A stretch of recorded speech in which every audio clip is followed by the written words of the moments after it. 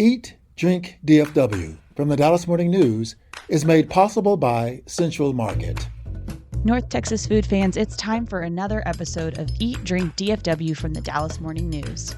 Every week, our food staff loves to dig into the local restaurant scene, talk about food and drink trends, and those things that make North Texas, North Texas. This is Anna Butler. I'm the News' food and events editor and your podcast host. This week, we're talking about a project from a member of our food team that's almost been a year in the making, along with some hot takes on a new list of top tacos in North Texas.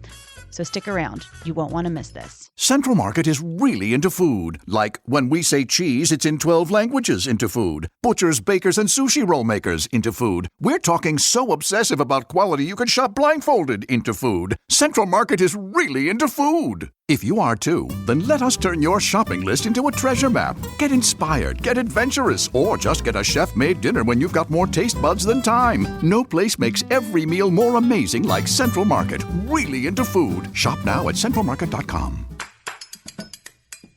And we're back. For the latest food and restaurant news, visit dallasnews.com/food.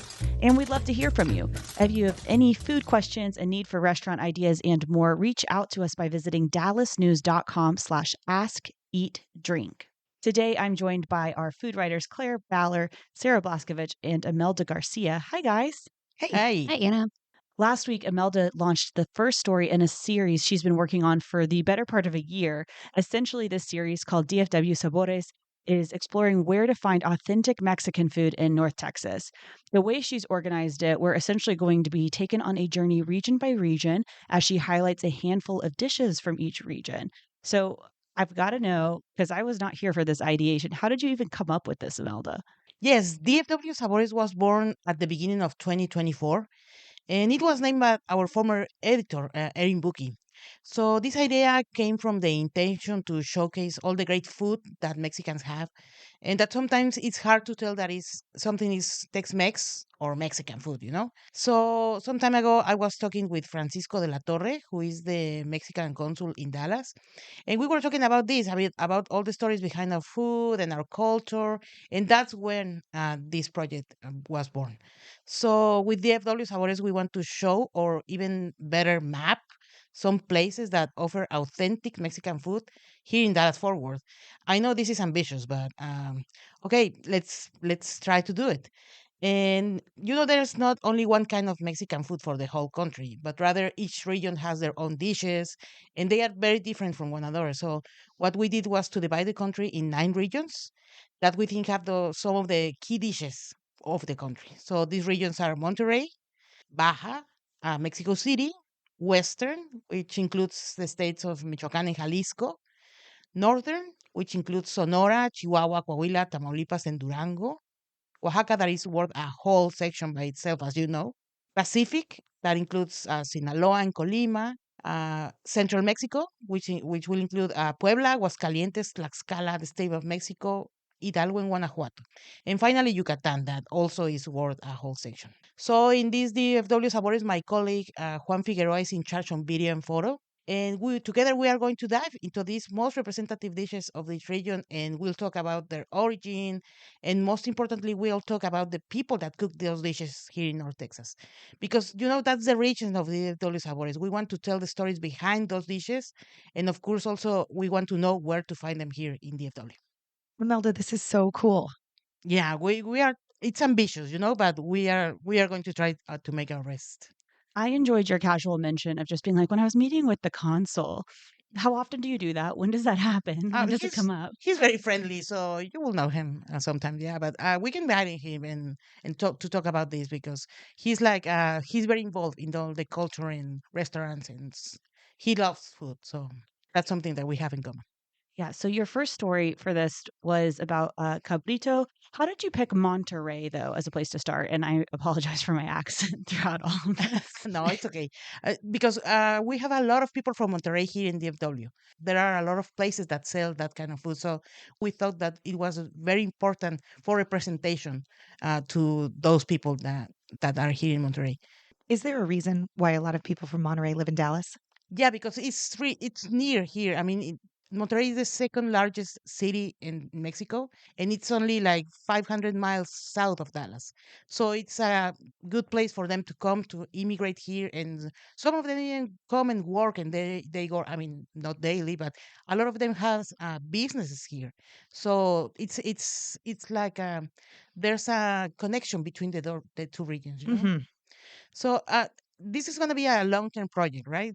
Weekly, we are going to be publishing like these stories, and uh, let me tell you something that is important. We are not going only to restaurants. We are looking for those dishes in catering businesses, in food trucks, in from street vendors, and even in families that have some of these special recipe for years. So if you know of somebody that has a great Mexican recipe, please send it to it. Send it our way. I feel like we could also use the Ask, Eat, Drink DFW form for that. And so if you have any ideas for Imelda, you could go ahead and visit dallasnews.com/ask, eat, drink. Yes, please. Let me answer your question about cabrito. So, cabrito is the signature dish of Monterrey. We interview this man, Lalo Montemayor, is the owner of a catering business called Tacos Lalo. And he shows how he prepared the cabrito, which is literally a baby goat. For being a cabrito, it has to be not older than 40 weeks, and it had to have been fed only with milk. So that gives the meat a very special flavor. I found Lalo Montemayor through Facebook, asking the community, hey, where can I find the best cabrito in DFW?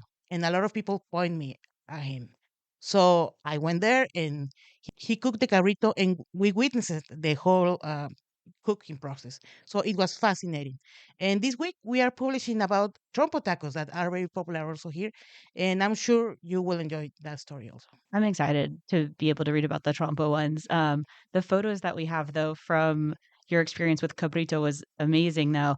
However, again, one of those things not for the faint of heart. There is a little, like, there's like a tiny goat Yeah. head on the Yeah, that's sad. But once you eat a taco, you forget sadness. Yeah. Also, Imelda, Lalo cooks the cabrito in a very specific way. There's several ways to do this, and your story highlighted one way. Can you talk to us about how he does it?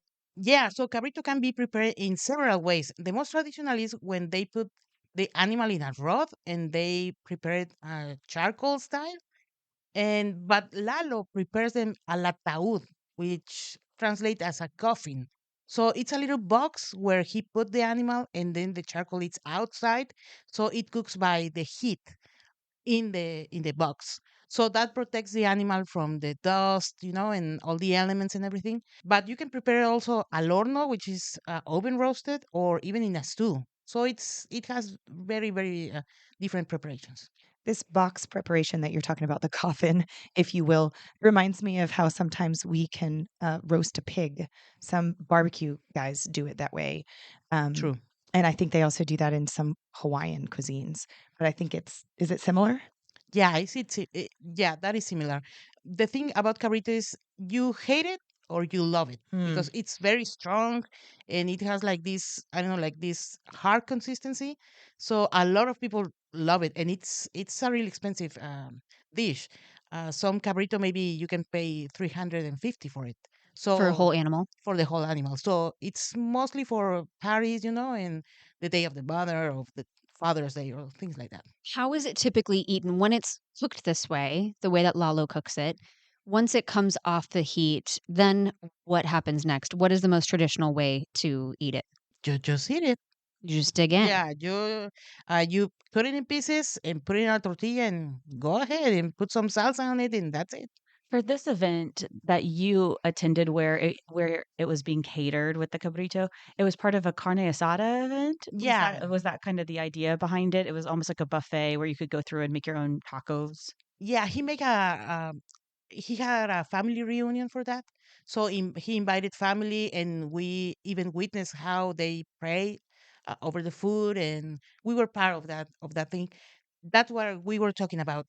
Food is very important for us, and people like Lalo's family, they are like very committed to all this tradition. Like giving thanks for food and enjoy food together, and that was great to witness.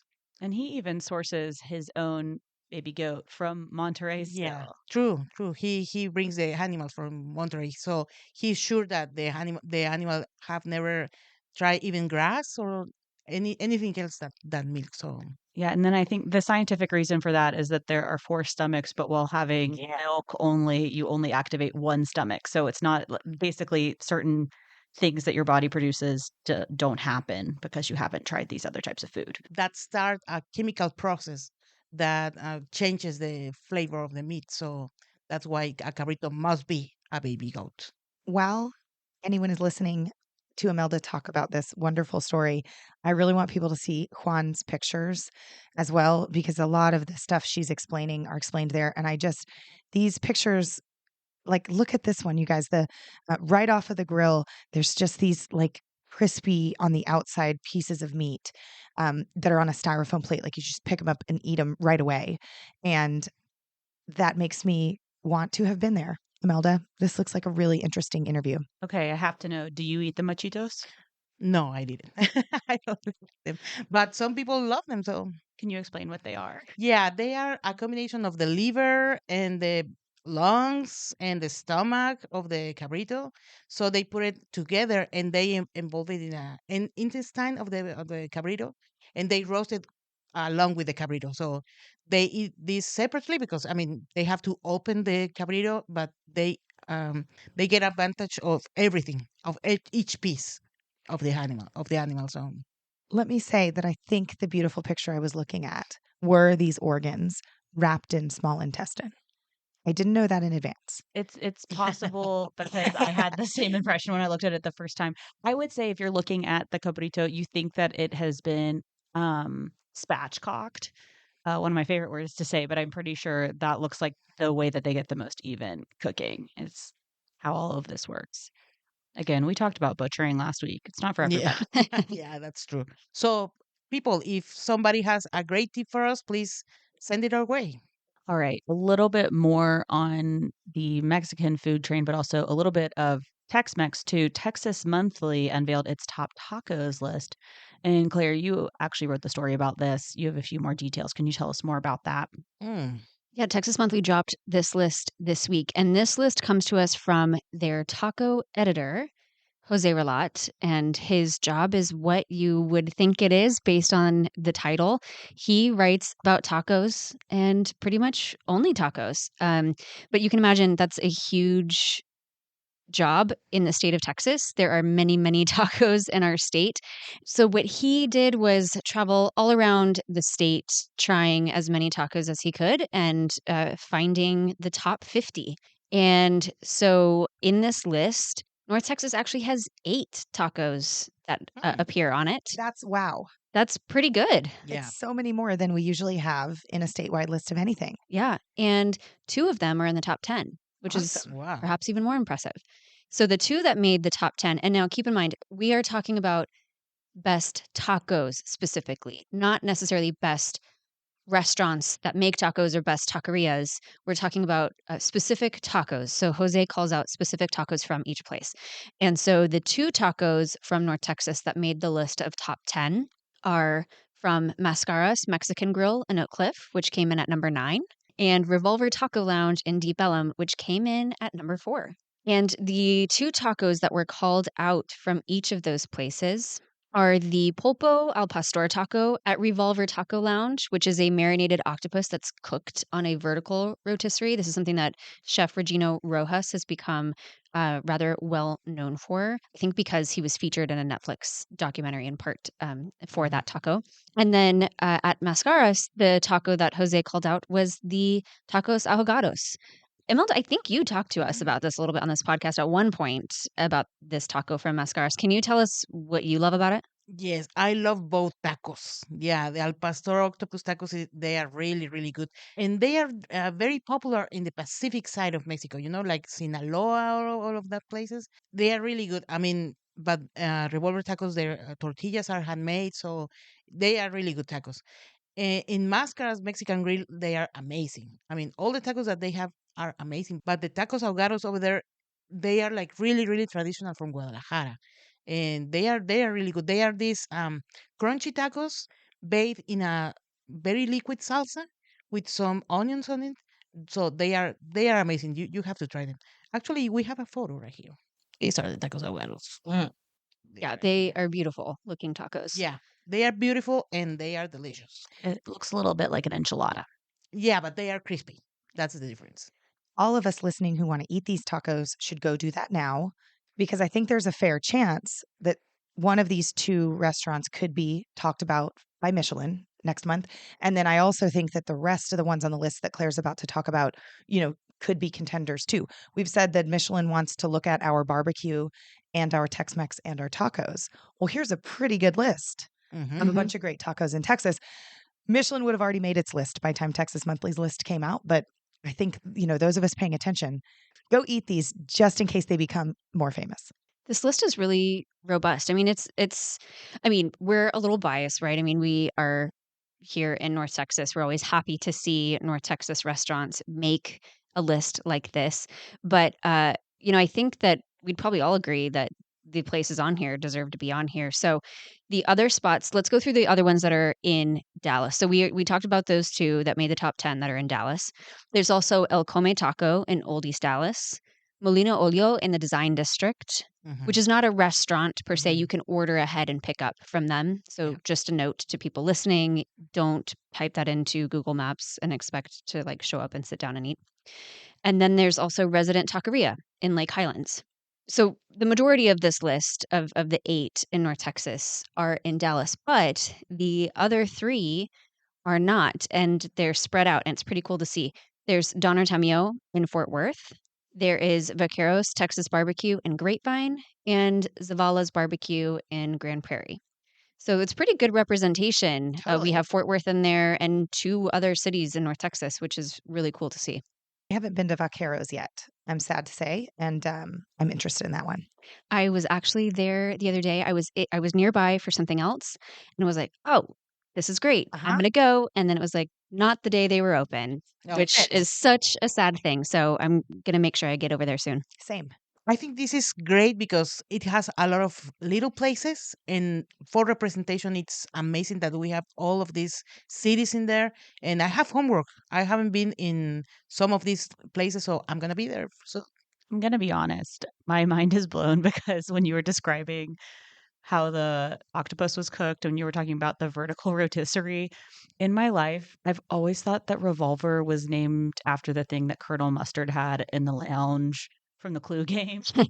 Oh, And me too. not because the meat was revolving. And it has to be that, right? Revolvers because it's revolving. now we don't know. Oh, I do not know this. You know what? I go I straight to feel like guns. yeah, I feel like we should know the answer to this, and I don't. Mhm. So there's more homework. Yes. My brain broke when you said that. I was like, wait, what? That's funny. We're very all Michelin right now when we're thinking about reservations and things like that to make. That being said, there are still new restaurants opening and new things that you should also maybe make a reservation for. Sarah, you just wrote about something new that's bound to be one of the hottest restaurant openings of the year. Can you tell us a little bit more about this spot along the Katy Trail? Yes, of course. Le Passage is the name of this French Asian restaurant. It is in the new building, the Terminal at Katy Trail, which is on Fitzhugh, overlooking the Katy Trail. So this restaurant is actually on the trail in the same way that Katy Trail Ice House is farther down, but also on the trail. Its next door coffee shop and cafe, the Rose Cafe, is also on the trail. So Le Passage and the Rose Cafe are in the same new building. If you haven't been in the building, that's because there are a little over a dozen condos upstairs. I believe they start at $3 million. Hmm. So they are larger luxury residences, but there's not a lot of them. So the reason most of us might go to the terminal is for one of these two restaurants. Le Passage is, you guys, it's really special. And I think it will go down as one of these fine dining, exciting, celebratory restaurants. And it comes from the man who owns Le Bilboquet, Georgie, Knox Bistro. And he's also going to open Frenchie, which is going to be a casual-ish French restaurant in Preston Center. And Le Passage takes all that French background, and the owner himself, Stéphane Corseau, is from Paris, and his culinary director is Bruno Davallon, who we've known in Dallas for a long time. He is also a French-born chef who has lived in the U.S. for a long time. So between Stéphane and Bruno, they've got French food handled in this town, in my opinion. Le Passage, though, is an Asian restaurant that's sort of informed by French culinary techniques, as so many different cuisines are. And so this is much more an Asian restaurant than a French restaurant. And so he's hired a chef from Mr. Chow in Las Vegas, who was born in Hong Kong, to come over to Dallas and to do this menu. And you can eat big here. You can share.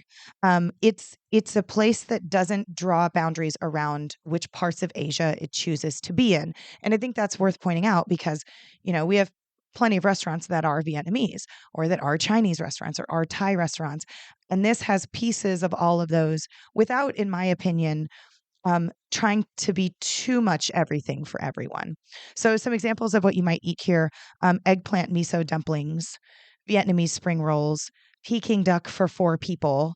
And, it's a big spread and they need to know in advance because making Peking duck is not something that a lot of restaurants in Dallas do because it's hard to do well. And also because if you sell out of ducks, there are no more ducks. So they want to know in advance who wants these.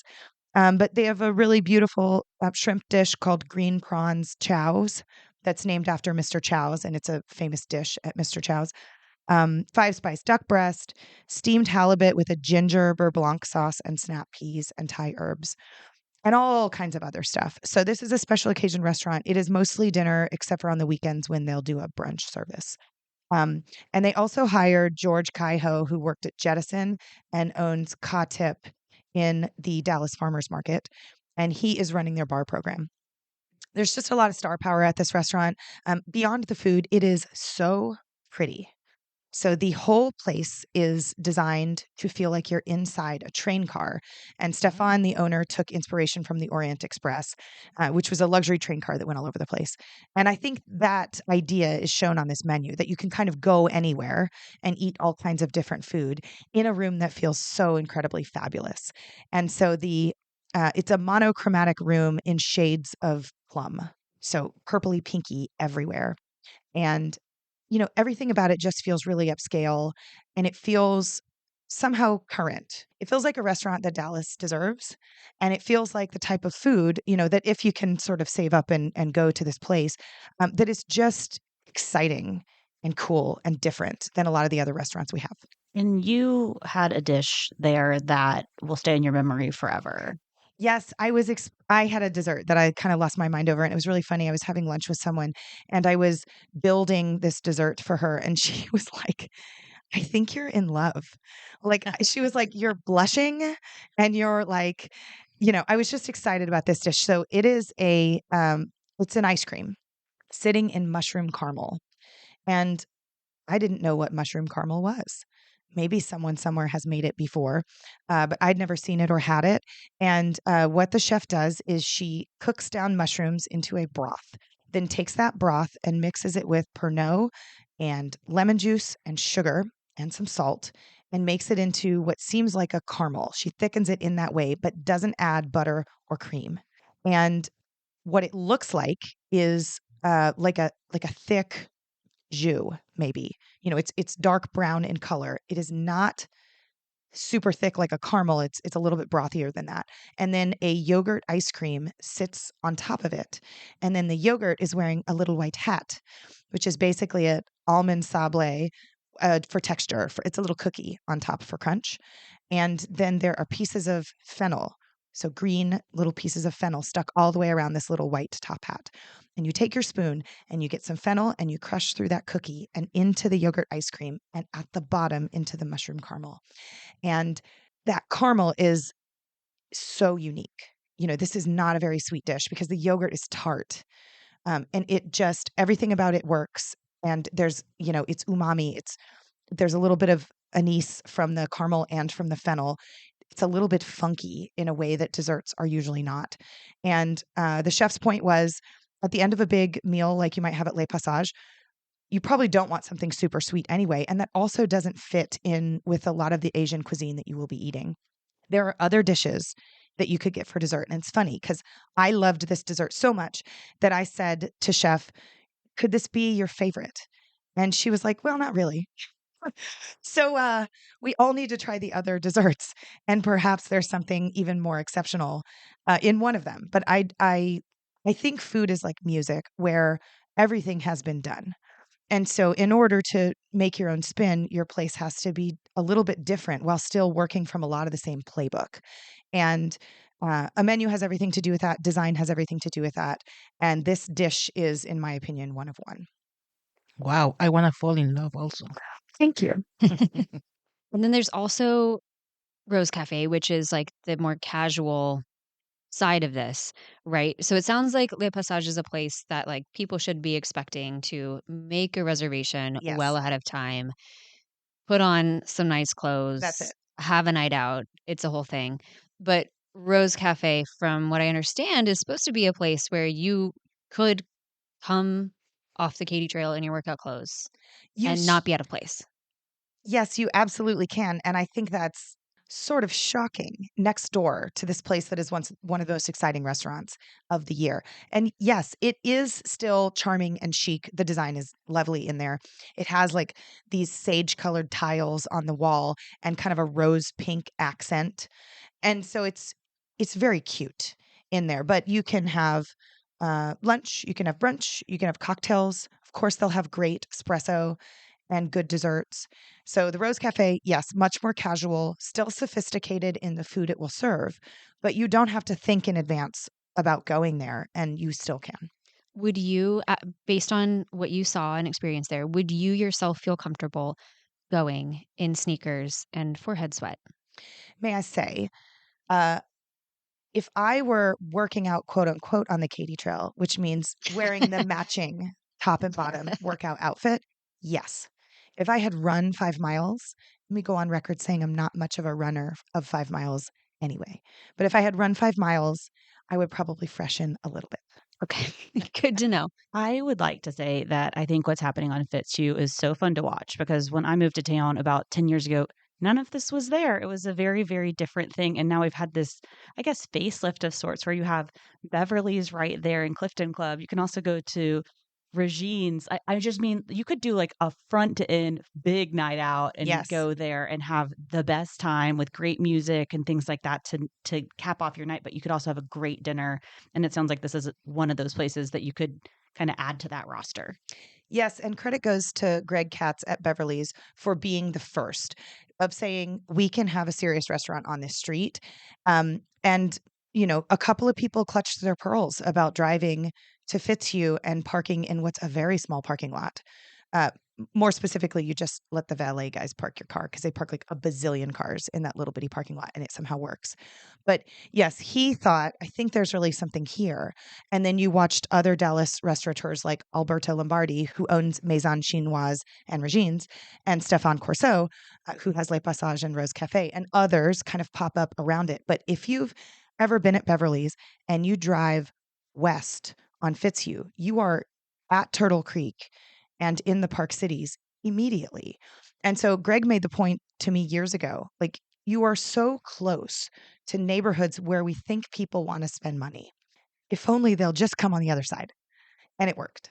And I'd like to give a shout out to that quick car right there. Take care of me. All right, before we finish, Imelda, I have some really good news for you. And I think everyone else is going to send us hate mail. Okay. Wow. This is just a personal thing that I think you'll get a kick out of. My family's Christmas lights are up. Now. I love it. All right, now they're not on. Okay, wait. Oh. Your family, as in you, It made it sound like it made like it your sound like- parents or your mom. Oh no. Yeah, The Christmas lights on my home yeah. are Okay. on my home right now. And there was the opportunity to get on the schedule early. And we have a 2-story house. We used to put up our own Christmas lights. And every time I was like, my husband's going to die, but it's going to be fine. And now the 2-story house, we don't have a ladder that reaches all the way up. And so it was like, we're opening it up to put up Christmas lights. And I said, I like early Christmas lights. We're November Christmas lights people. Of course. And the weekend they could come out was late October. And I said, absolutely. Yes, for sure. So they're not on, but they are up and I am ready. Wait, the question is, when do they go on? Well, thank you, Imelda. I await everyone else You disagreeing make me with us. proud today. You make me Thank proud. you. Thank you. You're the only person I feel like who would Yeah. actually like this. Yeah. And so I'm admitting it to a whole bunch of more listeners who will not like this. And I know that. But let me tell you a story about 2020. On November 1st-ish, 2020, our family was having a tough time, as were many families. We were stuck in our house. We had a baby and a 4-year-old, and Christmas happened early. It happened maybe on November 1st. We just needed it. We needed something different. I needed a job in the house that wasn't work or kids. And so I put up the gosh darn Christmas stuff in the house earlier than I should have. And we loved it so much. And so now we are firmly not after Thanksgiving people. We are before Thanksgiving people. Now, sometimes it happens mid-November, but I think, very controversially, that November 1st is game on.